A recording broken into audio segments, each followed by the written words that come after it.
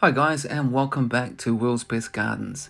In this one we're looking at Sanzen-in Garden, and that's in Japan and Kyoto, where all the great gardens are, and just in a place called Ohara, which is about 1 hour away from Kyoto. And we took a taxi there, but you can take a bus or train. The taxi drops you off. You've got about maybe a 5-minute walk, and it's located up on a hill.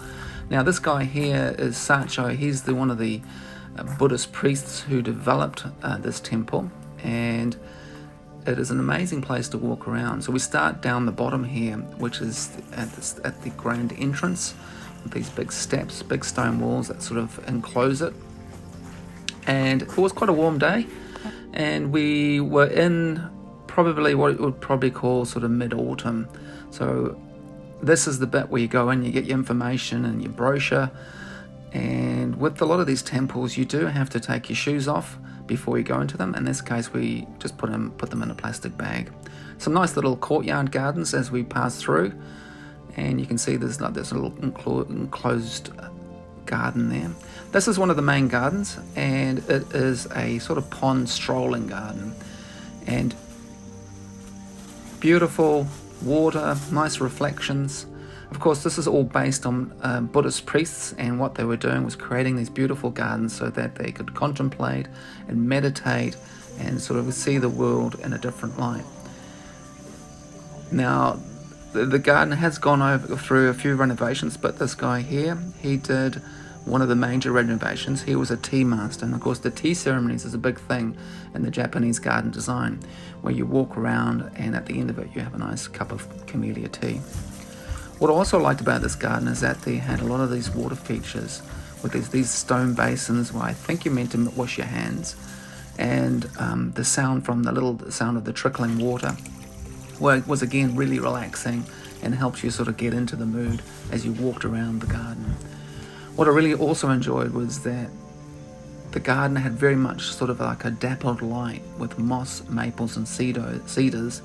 As the sort of filtered light came through, you got all these nice interesting shadows, and the moss was absolutely amazing. I've never seen this sort of coloured green moss anywhere before, and it was really truly quite a pleasant thing to have. Now the moss itself, I believe, obviously would require quite a moist environment, and we had these gardeners going around picking out different weeds to keep the gardens looking absolutely amazing. So the ponds themselves are irregular shaped, informal, and they're edged with stones, and they have some boulders, and there's a lantern, so obviously at night they would light up. And also this garden had plenty of statues, and the statues were really quite interesting. They're like little focal points, which made it quite cool. And that's quite a large sort of stone lantern there, just stuck with the stone and the green together. It looked amazing. These little ornaments were just placed around the garden, and again they were sort of symbolizing sort of compassion and understanding, and I think those are meant to sort of protect kids and travelers. So that's just a view of the cedars, the tall cedars, but the light as it comes through the maples is really nice too. These little bamboo shoots that were depositing water into the ponds were absolutely cool too. And as you can see, it's gone from the flatter bit now, and there's a sort of walk up the garden and up the sort of hill. And as we went, we saw different plants that do like a little bit of dappled light, such as liriope and some ferns that are thriving in that kind of environment. I thought this was quite cool. This was like a simple seat, and there's quite a few of these just placed around, so you can sit there and have time to contemplate the garden. And that's an important feature too, not to forget to give people places to sit down and admire the garden. Obviously at night it looks a little bit different when those lanterns shine up. I'm not sure what these were, but there was just some more sort of little ornamentations with some stones, and these were like miniature figurines based, I believe, on the spirit who is very good for compassion, all part of the Buddhist philosophy. So we had cherry trees, rhododendrons, azaleas, pears and hydrangeas were kind of making up the main bulk of the plants. This was a creep myrtle, like Astromia, that we also saw. gravel for the paving material was very, very widely used. And of course, that gives you that sort of crunch as you sort of walk along. One other feature which I thought was really nice in this garden was that they had these little figurine, these stones that you could sort of see here, and they were sort of positioned to sort of harmonize and just give a little bit more interest to the garden, which was quite cool. And then little stepping stones, and then little tiny mini waterfalls, and little sort of mini, what I'd call like mini streams running throughout this whole garden. It really sort of just was amazing. Every path that you walked, there was maybe a little channel that would run with water in.